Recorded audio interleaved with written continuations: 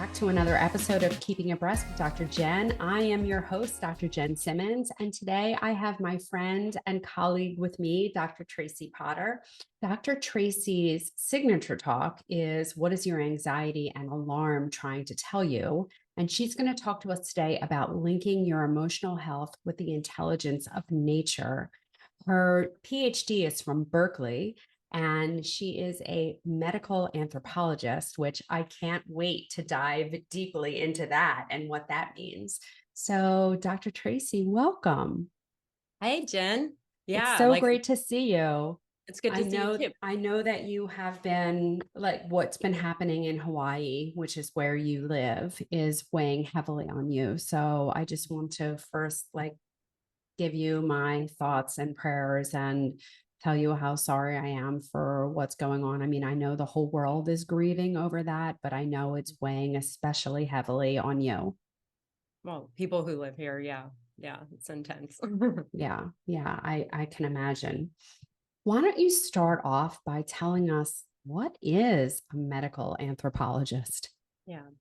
One thing I just wanted to clarify is that I'm actually not one anymore, but I can't turn it off in my brain. So I'm actually a functional health anxiety detective, and I help people find the hidden causes of their anxiety. But I did start out as a medical anthropologist. And so anthropology is the study of humans. It's very broad. So there are all different kinds of anthropology, like archaeology, where you study the remnants of culture. There's paleontology, where you study bones and fossils. And then there's cultural and social anthropology, where you study living people and their histories and how it shapes them. Medical anthropology has a physical anthropology like forensics, but it also has the social and cultural, and that's what I did. So I was interested in how different cultures deal with the fact that we live in bodies that get sick, are born, get sick, grow old, and die. And how do we deal with that? Especially how do we navigate illness? So I did my field work in Cuba when Castro was still president. And one of the things that really hit me was the impact on mental health of a Stalinist dictatorship. People talked about nervios, like nerves, like they were just like the impact of what was happening. There was the embargo, there was poverty, and there was dictatorship and oppression. And it was really when I started really realizing how much mental health is a cultural, environmental issue, not just some kind of individual genetic problem, which is what I had been told growing up with a psychiatrist as a father. Yeah. And it's interesting because really for all of my training, we were taught, because of the pharmaceutical industry and because it was a pharmaceutical solution, like we were taught that anxiety and depression, they were chemical imbalances, right? And so you needed more serotonin, and so comes the serotonin reuptake inhibitors, which are like vastly, widely, and readily prescribed. I mean, all you have to do is mention that you're anxious or feeling sad, and that prescription pad comes right out. I mean, no one has prescription pads anymore, but you know what I mean. I know what you mean. So, we get told things over and over and over again, and just the repetitive language, it doesn't matter if they're true or not, they become truisms. Right. And so anxiety as a chemical imbalance became a truism corrected by the pharmaceutical industry. So where did that go wrong? Right. So one of the things that was very useful about studying medical anthropology is I was in a joint program, I did already say this, with UC Berkeley and UCSF Medical School. And we looked at the politics of knowledge. We looked at we follow the funding, like who designed the study, what were their biases, what industry employed them, what was there to gain from certain findings, how are studies contorted and shaped to get the outcomes that the funding industry wants to disseminate to the public for their economic interest. Yeah, so that's happening everywhere, and that's all the time. Extremely powerful. I mean, that study that came out, maybe I don't know if it was 2019 or 2015, where sugar is good for you, right? Or sugar isn't harmful. And, all you have to do is look and see that it was paid for by the Coca-Cola industry. Right. So, what else are they going to say? There are whistleblowers coming out now saying that they've worked in the processed food industry, Coca-Cola and others, saying that their job was to basically confuse the research. They just put all this money. I'm like, you could put money into creating a better product, but instead they put money into confusing people. That's like, it's so manipulative. Yeah. And And despicable. yeah, it's pretty despicable. Yeah. Yeah. Yeah. So yeah, like, so one of the things, yeah, growing up with a father as a psychiatrist, and my father was actually severely abused as a child, had major trauma, but he was too ashamed to deal with it. He wouldn't say that, but he just, I know this. And I would work in his office as a kid, and he would, because he grew up on a farm where everybody pitched in. So he thought everyone should pitch in at his psychiatry practice. So I'd be Makes like sense, a little kid, right? At the copy machine on a stool, making Yeah. copies back when Yeah, of everything was course. paper. He did have prescription pads. Yeah. For what when it's I got- worth, my son used to come into the room and do biopsies with me when I was a surgeon. So I Awesome. totally get that. Yeah. And he wanted to share his world with me. Right. And so once I got older, I had more responsibilities, talking to pharmacies, all kinds of stuff. And then he would take me from a young age all the way through until he passed. Like, he would take me with him to go see his patients. I was like an emotional support human. So I went to psych wards. I went to, mental hospital. So that's a psych ward. And then I went to just regular hospitals and nursing homes. And I got to see these people, and they would be cheered up. I was, like an emotional support kid. It would cheer them up. But it was later in life, I was able to reflect back and see how much being immersed in the field of psychiatry, just by virtue of being his daughter, that I had an insight into that world that maybe a lot of other people don't have, who are trying to help people that have chronic illness, especially in functional medicine. I know a lot of psychiatrists have turned functional medicine. So later, when I was 19, I had my first panic attack. And what I didn't realize is how much I had learned to kind of stigmatize mental health issues myself. I saw it as those people with the genetic defect that needed the meds for the rest of their life. That's what I thought it was. And so when I started having panic attacks, like, I just thought, oh my God, my cheese is going to slide off my cracker for all of eternity and never come back. I'm never going to have a normal life. I'm going to be, if I'm this mentally ill the rest of my life, I don't even want to live. It was that bad. And I felt shame. Panic attacks can be terrifying. Oh my God, they're horrible. Horrible. It's the worst pain I've ever had, Jen. Yeah. I've been in car wrecks. I've had lead poisoning, toxic, like I've had so many different things that cause all kinds of pain. But anxiety, panic attacks, that is the worst pain I've ever experienced in my life. Yeah. But because control is so far out of your grasp, and the fear is crippling. And you're looking through a lens that is so dark, and it distorts your perception of reality into such a dark, it's like a hall of mirrors distortion. And it's hard to make good decisions. It's hard to know what's real. And, it was horrible. And it went on for years. It ebbed and flowed. Something in me, Jen, I don't know if it was pride, because I didn't want to be diagnosed officially and put on meds, because it felt like a life sentence, and I wasn't willing. I didn't want a life sentence. So I just refused to even, I talked to my dad, but I didn't go get other professional help. I didn't get on meds. I started trying to figure out if there were other ways around it. And it took a long time, a really long time, to figure it out. And that's the pain I want to save people. And when I got to grad school, it came back with a vengeance, because getting a PhD is stressful, especially at Berkeley, where it's publish or perish. So there wasn't as much support of grad students, because there was so much pressure on professors, even well-meaning, brilliant ones. And so, but what I was fascinated by is I had this strong sense. I had started traveling when I was 14, and, to Mexico. And, I gotten really interested in other cultures in the world. I had taken anthropology, and I eventually moved into grad school study of anthropology. And I was really curious about how the industrialization of culture impacts indigenous people, like these people who are living this reality that feels like is more in alignment with our evolutionary biology, like the way we evolved to live. And then they start doing what we do. They start getting exposed to the same chemicals, eating the same food, thinking the same thoughts, having, all these things take over. And then they start developing the same diseases, not just physical diseases like obesity, heart disease, dental decay, things like that, but mental health issues that they didn't have before. And that's when I realized this is a cultural problem. This is not an individual defect. And if you look at anxiety statistics, like maybe 20% of people like go get diagnosed officially. I didn't go get diagnosed officially. This is like just the people who are reported statistically who have an official diagnosis, who've been prescribed meds. Then there's probably about like, for you, depends on which study you look at, around 40% of people experience some degree of debilitating anxiety. And then 70% of people are so like overwhelmed by stress that they may or may not identify it as anxiety, but they feel like their life is being impacted adversely by stress and overwhelm. So that's why I came up with that talk, what are anxiety and overwhelm trying to tell you? Yeah. Because to me, it's nature's way of saying something's wrong. Anxiety, along with depression, brain fog, fatigue, this is how your brain says, ouch. Yeah. It's how your brain says, Absolutely. ouch. And then saying, oh, your brain is saying, ouch, there's something wrong with your brain. No. Would you But say it's not common that we're having these conversations, right? I'm curious, is your father still alive?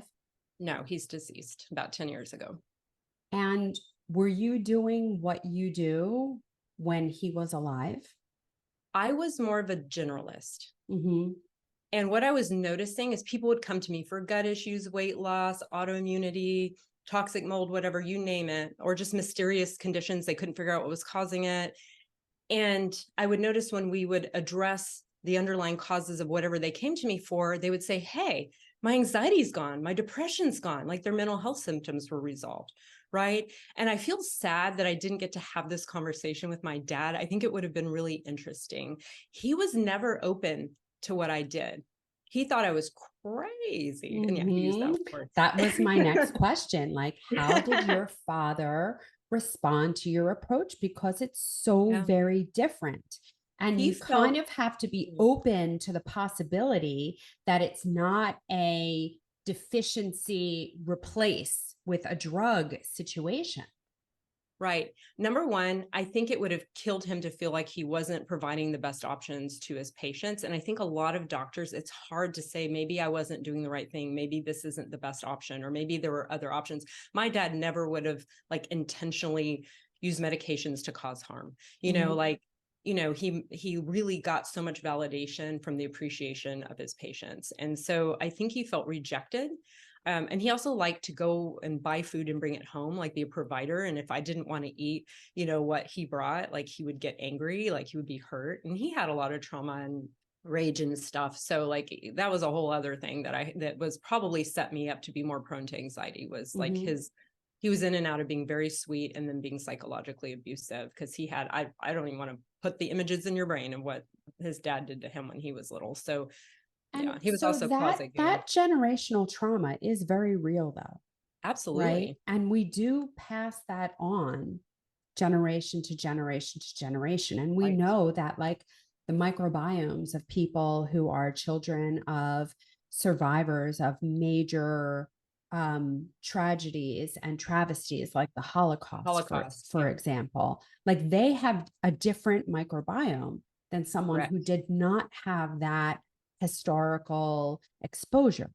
Right. So Yeah. there's no doubt that in some ways there is a genetic component to it, but still the approach is very different because Right. what you're talking about is healing the wound rather than masking the wound. Right. Because I like to use and abuse this metaphor.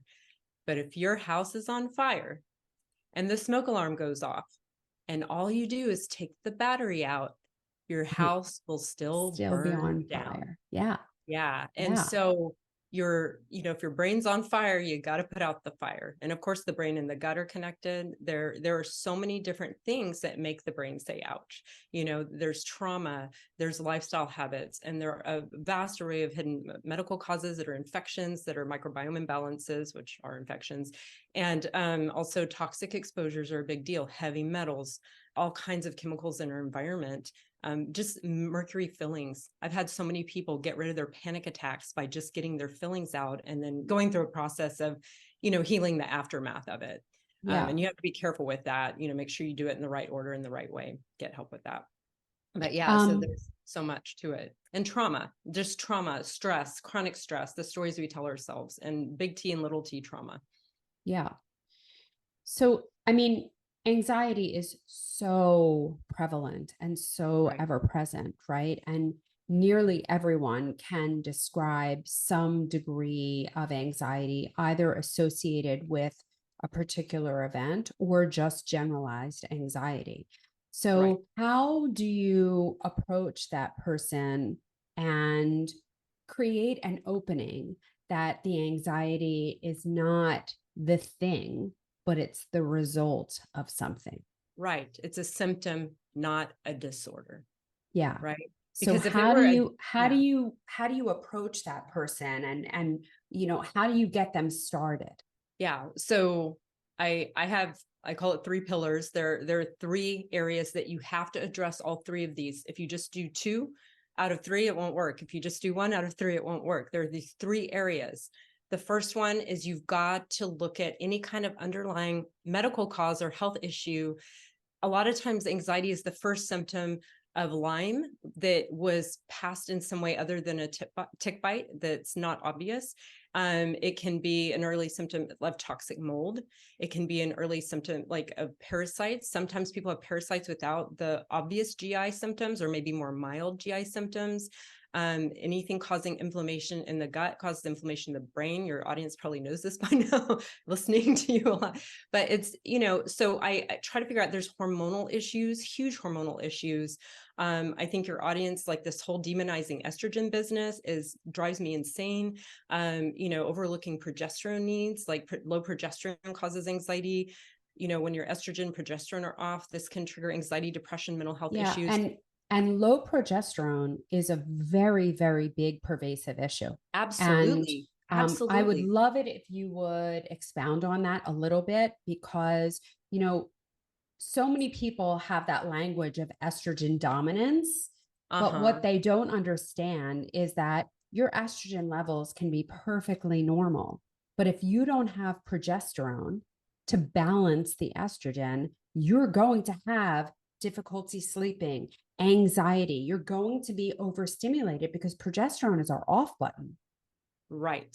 And it's so protective. I call it like a superhero. It's like a Wonder Woman hormone, because it protects you from so many different cancers and cardiovascular disease. And estrogen is protective too, which I think it gets the bad rap. And that makes I me so sad. agree. I agree. We need it. And so, yeah, absolutely. Progesterone, if you don't have progesterone, like you're going to be anxious and have insomnia and feel overwhelmed. Like that's just all there is to it. And you're also going to retain fluid, and it just goes on and on and on. You're going to have a higher risk of all kinds of, degenerative diseases. It's a big deal. Also, testosterone, it's not just for men, ladies. We need it for all kinds of things, not just libido and muscle, but that's important too. And low testosterone can trigger social anxiety. So, and then high thyroid can cause anxiety, hyperthyroid, but also hypothyroid caused by Hashimoto's. It can trigger autoantibodies or antibodies against your own brain, and you can have anxiety because of autoimmunity that you may not know you have. And are there ways that people on their own can work to, like, why is progesterone deficiency such an issue?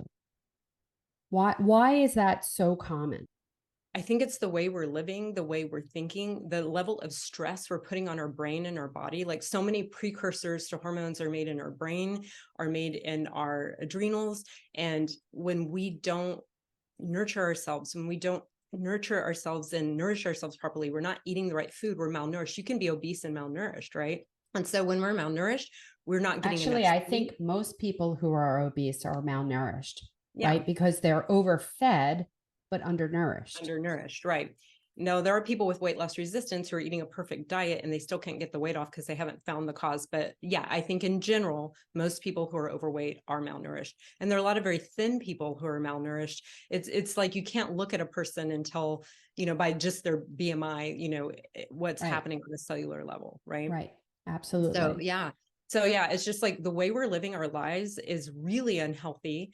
We're putting ourselves last. Women men do it too, but we're taught as women to put ourselves last.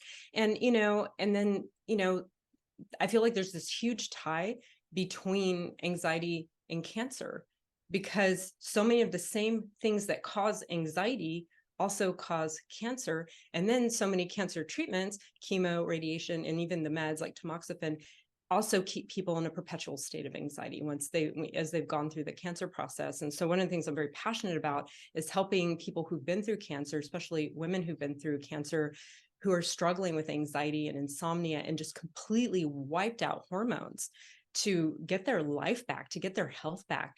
Because a lot of people are like, yeah, you beat cancer. Now aren't you glad you're alive? You just get to live this crappy life, but hey, you're alive, And I'm Yeah. like, that's That, not necessary. That's yeah. And it's a major issue, right? Especially because we've like chosen this convenient explanation, which we alluded to before, which is like estrogen is bad, right? yeah, Estrogen causes cancer. And the reason that we have that narrative is because there are anti-estrogen medicines, right? And so while that makes the pharmaceutical companies really happy, it makes people really unhappy.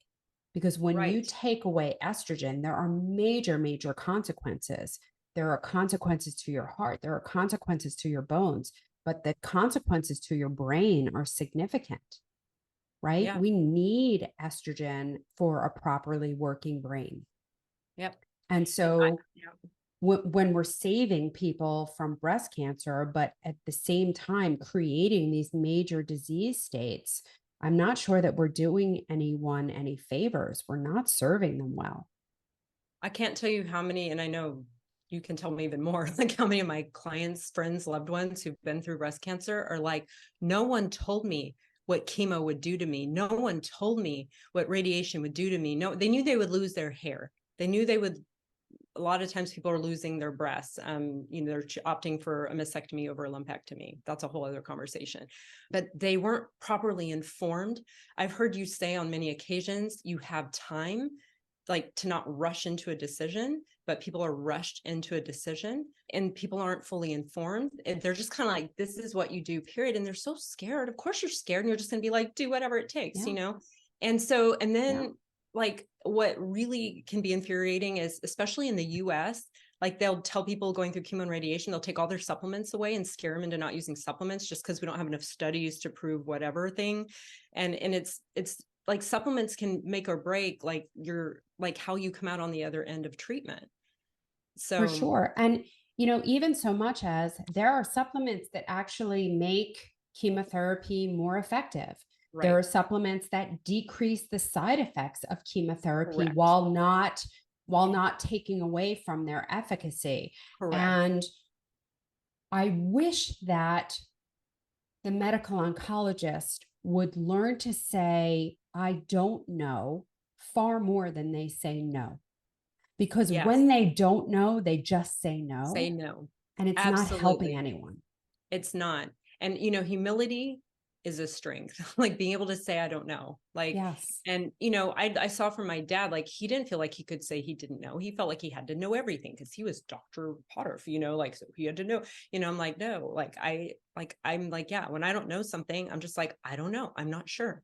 Yeah, And that's a perfectly acceptable answer from an expert. I agree. I agree. And I love what you said. Humility is a strength, and it certainly is. Um, and it's what drives like you and I to be better, right? Right. Drives people like you and I to be better, to learn and to grow. And I think, to be ever aware of the fact that there's always more. There's Right. always more to do. There's always more to learn. Right. And there are always other ways to help. I was just going to say, you just inspired me. I mean, I know you've heard this so many times. People will say, I've tried everything and it didn't work, but I've tried everything and it didn't work. And I see some people who really want to do things the natural way, but they're in so much mental and emotional pain that they go on meds and then they feel guilty and they feel like they have to talk when they come to someone like me or you, like they have to justify why they chose medications. And then I notice people who are on medications who feel defensive, like, anything natural is a threat because I have a genetic chemical imbalance. I'm on meds. Go away. Like, don't go giving me these other solutions, because I feel like the latter group is more like, I don't like, I just want to blame it on my genes, take a pill and move on. I don't want to really take responsibility for my life and my health. I don't want to face my demons. And I get that, but that limits you there. You get the result of that is very limited, right? And then the people who want a natural approach and they feel like I've tried everything, but it didn't work. I tried everything, but it didn't work. And we live in an infinite universe of infinite consciousness, of infinite possibility. So really, no one's ever tried everything. So when we say that, what we really mean is I've tried everything that I know of. I've tried everything that the experts I've consulted with know about, and it hasn't worked for me yet. And that leaves an opening of possibility, which is way more empowering. And I've never had a client come to me, work with me, be all in, because I only take people if they're all in anyway, if they're coachable, and not get the results. No one has not. And people come in and want to, people worry about like having time or energy or money or, will it work? But I thought those would be the biggest objections from people. And they can be. But I find that people's biggest fear of committing to doing this work is that they're not capable, that there's something wrong with them. Mm-hmm. And if you've already been told you have bad genes or you're mentally ill or you're defective or, you have this BRCA gene and that's why you got, or whatever the thing is, Yeah. we're telling Yeah. people they're defective. And you're right. There are genetic mutations and SNPs and genes that set us up for an increased risk of maybe anxiety or cancer or whatever. But it's not like it's a cancer gene or an anxiety gene. Like maybe you have a vitamin D receptor issue, and then that cascades along with, you might have some MTHF, or you might have some like mold, some genes that make you more susceptible to toxic indoor mold. And then you might have some like, and then when that meets with a lifestyle of not eating well, not sleeping, taking a bunch of medications, early antibiotic exposure, maybe C-section birth, not being bottle formula fed, whatever, all these things like come together. There's this whole, we talk about allostatic load, like there's this bucket of tolerance of how many challenges your body can handle at a time before it just starts falling apart. We have a culture designed to fill our bucket and spill it over. And it's just like, and then saying, well, that's just your genetics. Well, no. We're hammering our poor, sweet bodies. Our bodies are genius because nature's genius. We are nature. We're not outside of nature. We are nature. Yeah. And nature is genius. If you look at how, soil microbes communicate with plants and how trees talk to each other, and you look at like the miracle of our sweet, precious bodies, they're genius. And we're taught we're defective, and that's not fair. And that's wrong. And that's so damaging to people. And that's why I branded as Inner Genius Health, because you have this genius of nature in every cell, every human cell, every microbial cell in your DNA. And so, yeah, you might have some genes that are going to struggle with certain environmental factors and certain stressors when your body's overwhelmed, but it's not because you have a bad body. And in fact, these symptoms are your body saying, ouch, it's your body begging for nurture. It's your body saying, please help me. And we're taught to just overpower all those symptoms, the fatigue, the brain fog, the bloating, the digestive irregularities, the headaches, it just goes on and on and on, the hair falling out. And we're just taught to just push it aside and soldier on. Yeah. Well, a lot of it is normalized.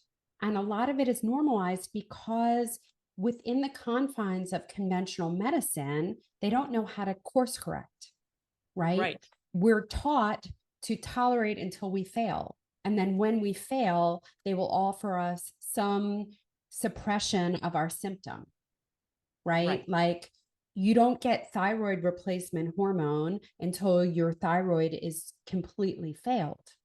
And that is true in a number of areas. So the number of people that go to their doctor and have a panel of labs run, which, is always inadequate, and then, told that their labs are normal and they're fine, right? And they so feel many terrible. people get stuck at the line of fine and continue to do what they've been doing. And it's the definition of insanity, right? It's doing the same thing and expecting a different outcome. Not that they necessarily expect a different outcome, but their doctor, who they trust, who they've entrusted with their health, tells them they're fine. Yeah. And can I share a personal experience of this? Please. So I lived in a house. Mind you, it had one of the most gorgeous views you could ever imagine. I don't know if anyone who's been to Oahu, to been to Hawaii, there's this neighborhood called Lanikai, and I was up on the hill overlooking the ocean with these two gorgeous little islands popping out. It was epic. I was wrapped around by the mountains were like snuggling me. The house was old and run down, but the view was epic. And it was really the thing that felt the most like my home, since I'd moved so far away from my family to Hawaii, and like it felt like my home. And so when I moved in, the paint was peeling, and they gave us like a good deal on the rent if we would just like, repaint it. And the owner said, and I was so ignorant because I was still into functional health. I didn't know as much about environmental. I knew about mold and I knew about like metal fillings and, I knew about certain things, but I wasn't very versed in lead paint. So I sanded it without any like protection and then repainted it. Then within 2 years, it was peeling again.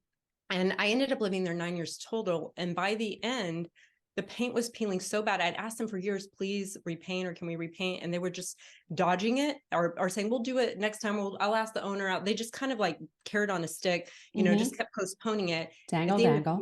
Dangle, dangle. At the end of 9 years, guess who was literally felt like she was dying?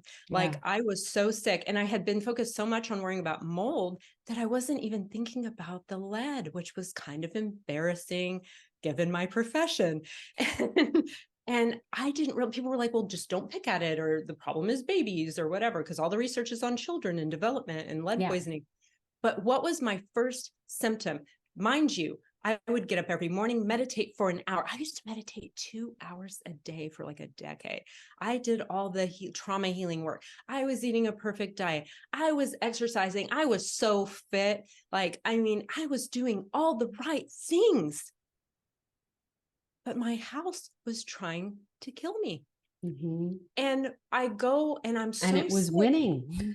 It was winning. And I was going to doctor, to over and over again and being like, testing I was having symptoms of kidney issues. And so my EGFR, it was like in the 60s. And they told me it was fine. And my globulin albumin ratio was like way off. And like I had all these like signs that were like pointing to, when you look up, like, why is this too high or too low? It would say one of the causes was lead poisoning. So actually, before I figured out the kidney lead thing or whatever, I was literally meditating one day. And just after meditation, the still small voice said, look up the symptoms of adult lead poisoning. And so I did. And I, sure enough, which is no easy feat, because the brain fog that comes along with lead poisoning is no joke. It's serious what it does to your brain and your internal organs. So what had happened, I had gone from having stellar health, which I'd had health issues before. I'd overcome the anxiety, I'd overcome my GI issues. I was the after. There's the before, and then there's me. Here's me after. I've recovered my health. I'm an expert. I'm Dr. Traci. And here I am dying. Like I'm getting so sick, developing fibroids, developing ovarian cysts, like having muscle pain all over my body, abdominal pain, weird GI things, weird hormonal things, vaginal pain, which people don't talk enough about that, mast cell, all kinds of stuff, and of course, one of the problems is that when you have heavy metal burden, it screws up your immune system. So now any mold in your environment is now going to be a big problem. And then say you've shared saliva with anyone, like my former partner who had Lyme. You don't have Lyme disease until it overtakes those little critters, reproduce, and then suddenly, boom, I have Lyme. Well, so now also your immune system gets taken out of the picture because it's just working overtime. Right. And so, an intact immune system can keep a lot of things at bay. Right. But once you pull the immune system out of the picture, there's nothing left to keep you safe. Right. And I think people think the immune system just looks out for like flus and viruses and bacteria and parasites, like infectious things, which it does. But it also patrols with a lot of things. Yeah. It patrols for all kinds of toxins, all kinds of molecules. It's just looking for molecules that are hurting you. That's a big job. It's looking for things that are not self, that are foreign for whatever the reason. And it can be a chemical, it can be an infectious agent. Like it is looking to keep you safe. So anything that is going to pose a safety threat to you, that's what the immune system is charged with. Right. And mold toxins are used as to create immunosuppressant drugs. Like a mold is an immunosuppressant. Mycophenolic acid. Yes. Right. And so we give to kidney transplant patients. Exactly. Mhm. So mold toxins were also used in the Vietnam War to gas people and kill people. But anyway, so here I am. I feel like my health, a literal, the image that came to me is my health was like pouring through my hands like water. And I was trying to hold on to it and I couldn't, because it was like water pouring through my hands. And I was going to naturopath, I was going to colleagues who were like too freaked out like to like even help me, like, you know, like I was going to doctor, I was going to everybody I could think of trying to get help. And here in Hawaii there aren't environmental toxin, you know, experts. I did go to the mainland and work with some people and did a lot of my own research, and I had a retired mentor who unfortunately was very sick at the time and couldn't help me.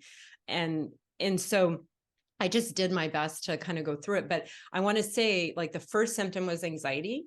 And then, you know, and then it got worse and worse. But the muscle pain, like I probably, if I'd gone, you know, I could have gotten a fibromyalgia diagnosis just fine, a Mhm. chronic Yeah. fatigue syndrome, Yeah. you know, all these catch-all syndromes and irritable bowel disease, like all these like generic, like diagnostic codes that mean we don't know what's wrong with this area of your body that's impacted or the symptom you're having. I was having all of that stuff. I had a tremor. I had deafening tinnitus. I had like brain fog, like I could barely work. I Yeah. couldn't really see clients. It ruined me financially. But It you like tolerated it for a really long time. I did, because I was taking good care of myself and meditating, and I Mhm. was taking like NAC and some binders and things for mold. Like Yeah. I think if I had not I think if I had not been doing what I was doing, I think I would have had organ failure. I think it would have been way worse. And I'm so, but certain. I'm yeah, certain. and when I finally got the whisper in my ear, I don't know why it took so long to tell me to look up lead poisoning. And I did, and I went and got a lead test kit, and I went everywhere. It was in my kitchen cabinets was lead. Like it was like, and I realized I'd been eating and drinking out of dishes with lead dust. It was everywhere. And I just was like, wow. I also tested for mold, which is very elevated in Hawaii, like always. And it was awful. And yet my doctor literally, I remember getting a voicemail from my primary care saying, yeah, we got your labs and everything's fine. You know, you're fine. So no need to come in. And I was just like, you Yeah, know, because when you so don't mad. know what you're looking for, you don't see it, Right. right? And that is so often the problem and why people suffer for as long as they do and as Yeah. much as they do. And are Because told it's just in we're your head. only and we're only learned we're only taught to recognize failure. And that Right. failure is way, way, way down the line. And there are so many points at which you could have intervened and turned it around way Yeah. before then. And that For was the helpless feeling, Jen. I was looking at my EGFR go down. I was looking at my kidneys were tanking. And because I had not yet gotten to full on kidney failure, no one would help me yeah, because my kidneys had not failed yet. yeah, Meanwhile, I was in so much pain. I was so miserable. And when it got at the worst, Jen, I literally wanted to die. I yeah. didn't even want to try. And my Well, I mean, compassion for that's what people who commit happens suicide, when we're in so much pain. We just want the pain to end, right. right? We don't care how it happens. We just want the pain to end. Yeah. And the only reason like it felt like a good idea to stick around was because I didn't want to hurt my mom and I didn't want to hurt my family. But that was it. That was really the only reason I could Yeah. think to like stick it out. And plus, I will say I had an intellectual awareness that, you know, suicide is a permanent solution to a temporary problem. And that I knew that my brain was poisoned by then. I knew I was poisoned, and I knew I was seeing the world through a very distorted lens. And I just want anyone listening or who knows anyone who struggles with suicidal ideations, like, to please know there are so many solutions besides talk therapy and antidepressants. They don't fix the problem. I never ever want to judge anyone for being on meds. And if you tolerate them, if they're not causing, like Xanax can cause paradoxical side effects like panic attacks and insomnia. Mm-hmm. But if you're tolerating, or, you know, there's an interesting study you might want to read, pretty easy to find on PubMed, but they were looking at I think it was trying to figure out why antidepressants cause weight gain. So they were studying, you know, like 90% of our serotonin is made by intestinal cells. Mm-hmm. But these intestinal cells will only produce serotonin if they're chemically signaled by very specific species of bacteria, which, by the way, can be killed by antibiotics. And these very specific species of bacteria also regulate metabolism and body weight. Same, because everything in your body is multifunction. Everything in your body is like an instant pot or like a printer, scanner, copier. It's all multifunction, right? Yeah. And so they were looking at, it was at Prozac, at fluoxetine. Mm-hmm. And what they found, and this was a rodent study, not a human study, but what they found was that fluoxetine or Prozac interferes with the chemical signaling between intestinal cells and these bacteria, and actually not only triggering weight gain, but also decreasing your body's ability to make its own serotonin. So here we are Mm-hmm. trying to recycle the serotonin through the synapses and make best use of what little serotonin you have. Supposedly that's the root cause of the problem, right? Which all these meta-analysis have come out like showing that that's actually not true. Right. But isn't that ironic to take a medication to improve your serotonin, even if serotonin's not really the problem, but meanwhile interfere with nature's genius way of making serotonin? Yeah. And in the meantime, you gain weight and you can exercise. I feel so bad for so many people who try to eat healthy and exercise and do all the right things, and they cannot lose weight because of something in their microbiome, or because of a medication, or because of, I don't know, leptin resistance, that no one will test leptin resistance because there isn't a medication to treat it. Right. But there's lifestyle intervention. You can take people who've been stuck for years, and you can do things with their diet and their circadian rhythms and get their bodies to lose weight. There's so many ways to fix things people suffer with every day. But if you wait for the medical industry to find your solutions, you're screwed. Can I say And that? also the medical industry isn't really seeking solutions Of course because not. they're creating customers. And I know Right. that that sounds terribly, terribly cynical, but unfortunately it's true. And it doesn't mean that doctors aren't well-intentioned, because they Right. are. But if you're trained to swing a hammer, you swing a hammer. Right. The problem isn't, a lot of people get angry at doctors. They just want money and blah, blah. And it's like, if you know how hard doctors work, they deserve their Yeah. money. Like, they work Yeah. really hard. They're burdened, your burden at this point. Insurance companies are telling doctors how to practice medicine, and doctors are burdened, like drowning in paperwork and Yes, bureaucracy. absolutely. It's Couldn't agree horrible. So more. the Couldn't doctors agree aren't more. the problem. Now, there are doctors who are smug and arrogant and have terrible bedside manners. They're just not nice people, because you don't have to have a good personality or be a loving, caring person to go to medical school.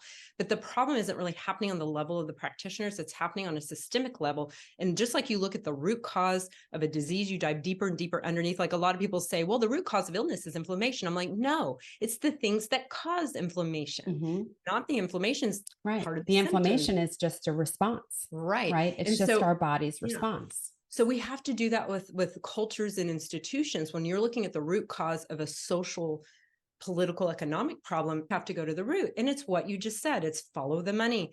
I learned this in grad school. I got a PhD in this. Like, it is absolutely true. And That's it's exactly right. And it's easy for an individual person sitting in an office somewhere to just kind of make a decision so distant from the reality of the lives it's going to impact. It's easy to do a horrible thing to people when it's an abstract concept and a business decision, and you're not looking at the trickle down into real people's lives you're hurting. Yeah. And that's why even so-called good people who work for pharmaceutical companies participate in something that's hurting people. I have friends who are pharmaceutical reps, and they know how bad some of this stuff is, but they're building an investment property for their family. They're putting their kids through private school. Yep. They're, you know what I'm saying?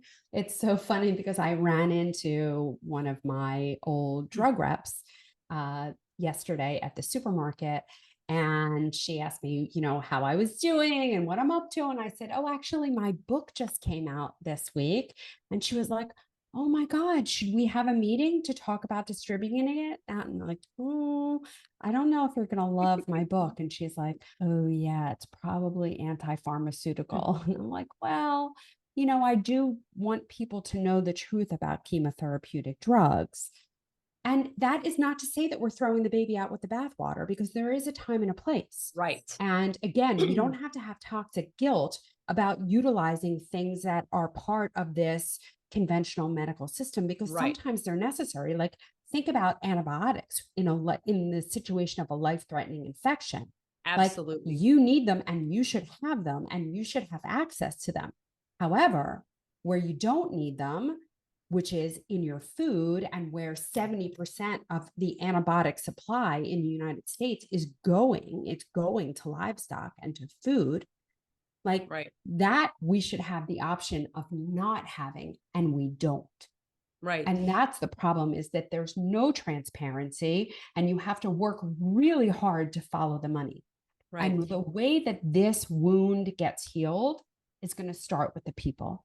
And it's going to Right. start with the people asking the question that we started off this talk about, and asking, what is your anxiety and alarm trying to tell you? And working with someone that can help you answer that question. Right. Because, as you said, it's not happening because of your genes.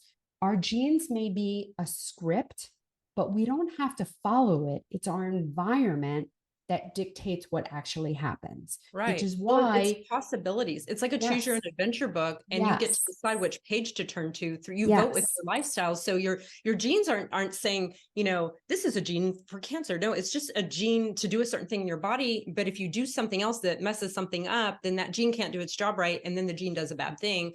It's not that the gene was evolved to do a bad thing. And so, right. and then you It's a say like, question okay, of, is your environment turning on or turning off that gene?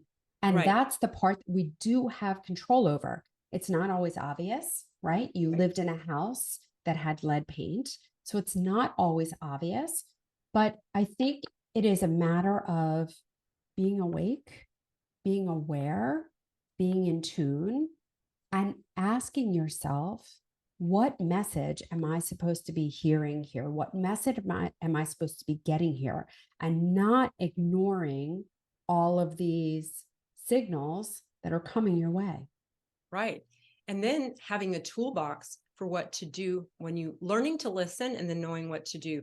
Because I like to use the metaphor of a toolbox, and the pharmaceutical industry is like, all you need are screwdrivers. We've got so many kinds and sizes of screwdrivers. Anyone Yes. who's not using screwdrivers is a little screwy. That's something wrong with you. Like, Yep. and it's funny because it's like there's a whole, conversation right now about narcissism, and it's good to know about, like, I mean, it really is. My dad qualified for that diagnosis. But the thing is, the whole medical industry and a lot of industries operate like giant narcissists because they gaslight. They They make you think do. you're crazy. And they're They richly rewarded for it. I mean, and then these are anyone who, guerrilla warfare tactics that are yeah, very effective. yeah. And then doctors are afraid to rock the boat because you could lose your license, or you could be ridiculed, never get referrals. Your name Yeah. could be tarnished. You could go to Yeah. prison. Like, they're so terrified to rock the boat. People are like, why didn't you go to medical school, Tracy? I'm like, oh no. Like, I'm so like, I respect so much what you've done, Jen, with your career. It's huge and brave and wonderful. But you don't just need there's a place for screwdrivers when you build a house. You cannot build a whole house with screwdrivers. For You sure. cannot fix every problem with screwdrivers. And so we have to open up the toolbox to include, so many different options. And one of the problems is a lot of people like to say, part of the gaslighting is like, well, there isn't enough scientific evidence, or there is, I'm like, well, you have to get human subjects review committee to approve things. You have to get funding, and get funding for a large scale study on the herb cryptolepis, which is an amazing herbal antibiotic and antiparasitic and whatever, or alcornia or whatever, to get, like, you have to have money from somewhere. And A a lot of lot. these studies are A lot. coming out of like Africa and India and some of these regions where these herbs are endemic. They're native to these places. And these governments where there's really a lot of poverty are looking for non-pharmaceutical alternatives to help people because they can't get And inexpensive alternatives, right? Yeah, that's what I Because mean. Yeah. once a pharmaceutical comes to market, we're talking about hundreds of millions of dollars to bring it to market, and it has a price tag to match. Right. And the US pays the highest price tag. What I know from friends I've had that work in the pharmaceutical industry is that the US, and to some degree, well, mainly the US, foots the bill for most of the profit for any drug is going to come out of the US because of single payer healthcare in other countries.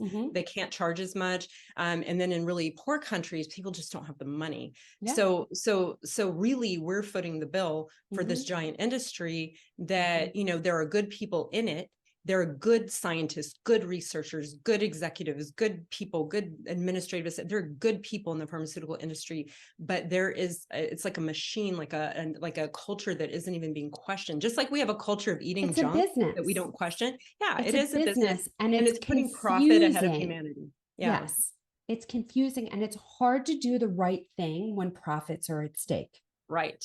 And Right. so, that is very, very muddy water that is swam in. Yeah. Swam, whatever. Swim. That they're swimming in. Yeah. And so, it's confusing because Yeah. what ultimately is the goal? The goal for a business is profit. And they put it above all else. And the Right. only people that pay the price are the consumers. And we are the Right. consumers. Right. So It's I'm true. so glad that we had this discussion today and that people know that anxiety is not a thing in and of itself. It is resulting from something. Right. And you have the opportunity and ability to ask that question. What is your anxiety trying to tell you? Because that's where the work is. Yeah. And it's that's like, where the relief is. right. Because I was able, like I might get nervous before I give a talk, or, like there, or something bad happens to my mom, or what happened with the Maui fires. Like that's normal anxiety, but having this chronic debilitating anxiety that affects your whole life, that is reversible. But you have to look at the hidden medical causes. You have to look at the lifestyle causes. And thanks to the beauty of mind body research meets neuroplasticity, there are so many tools to rewire your nervous system. If you don't rewire your nervous system, upgrade your lifestyle, and it feels so good. People don't know what they're missing out on. They're like, oh, I don't want to give up this, that, and the other. I'm like, no, you don't understand. When you have like a really optimal lifestyle, it is so sexy and sensual and delicious. I call it healthy hedonism because it's like you can use things I love that term. Yeah. Yeah. So healthy hedonism is when you use things that give pleasure to increase your well-being. So we have a culture that is fetishized things that destroy us, and that's our source of pleasure. We can get pleasure from so many other things. We don't need those things. Those are like cheap thrills. Like you want the good stuff. Yeah. So I want you, like, I help people find the good stuff and have a life you're in love with. And when you're in love with your life, you don't need willpower because you're in love. Yeah. You're passionate, you're engaged. So Amazing. When you fall in love with your life, you get a health detective help you find and fix the hidden causes of your anxiety, and you learn to reprogram your nervous system. And it only takes 5 to 15 minutes a day to do that. Then you can say bye-bye to chronic anxiety. This is real. And Amazing. even if you've had severe trauma, even if it, quote, runs in your family, even if there's mental illness in your family, even if you don't ever remember a time not being anxious. I get clients who remember as babies, toddlers, whatever, their earliest memories, they remember having anxiety, and they really struggled to believe it could ever go away. And within just a few weeks of working together, they're from like running at an 8 to 10 all the time at like a 2 to 4, Yeah. And so you have to do all the things. Remember, I was meditating, doing all the work, had a perfect lifestyle, and I was being poisoned by my house. I still had anxiety, right? You have to do 3 out of 3. You can't even do 2 out of 3. So it's a process, but you will love. Not only you can fall in love with the process, you can make it fun, you can fall in love with the results. So don't let anyone tell you even that this is your life you have to settle for. You don't have to settle. And if you've been through cancer treatment, or you're going through cancer treatment, or you don't want to have to cancer, whatever the thing is, but especially those of you who've been through chemo radiation and it's blasted your brain, and, or like you're really struggling with side effects from like, estrogen blockers, tamoxifen, whatever, like there are solutions. You don't have to live like this. You can have better GI health. You can have better sleep. You can have better mental health. You can change this whole, like your libido's gone and you feel like you can't even use that part of your body anymore. Like it's shut down for business. Girl, you can open that back up. So please don't let medical hexes, don't let what other people are like assuming is a limited possibility be your limited possibility. And you don't go preach to other people, but you do the work. You experience what's possible, and then you can just lovingly share it with other people, and they can see what's possible, and they can decide if they want to give that to themselves. But please don't limit yourself. Don't let what other people think hold you back. Dr. Traci, thank you so much for that message of hope. Your enthusiasm is exhilarating, and I love that perspective that you share. Where can people find you? I'm at innergeniushealth.com, INNER, geniushealth.com. I'm on Instagram at Dr. Traci Potterf, PhD, which you'll probably have to look in the show notes because my name's spelled a little weird. You can find me either of those places. I'm also on Facebook and YouTube. So yeah, I'm pretty easy to find because my name is very stalkable. Like no one has my name in the whole internet. So it's just me. We will make sure that people can find you. And this was such an amazing talk. I hope everyone tuning in enjoyed it. Listen, share, like it, give us your comments. Yeah. And And really quick, I know we're wrapping up. On my website, there's a guided meditation that will take your anxiety from a really high level down to just like either really low level or like straight up bliss. And it's a brain science trick. It's like, it was designed by Peter Levine and Maggie Phillips. I put my own twist on it. It takes 15 minutes and it helps with insomnia. If you can't sleep, you wake up, you can't go back to sleep, you have anxiety, you have strong emotions, you're in physical pain. It helps with all of those things. I think every human on the planet needs to know how to do this. So you can get that on my website. Amazing. Thank you so much for sharing. We'll make sure to put all that in the show notes. It's Dr. Jen. Bye for now.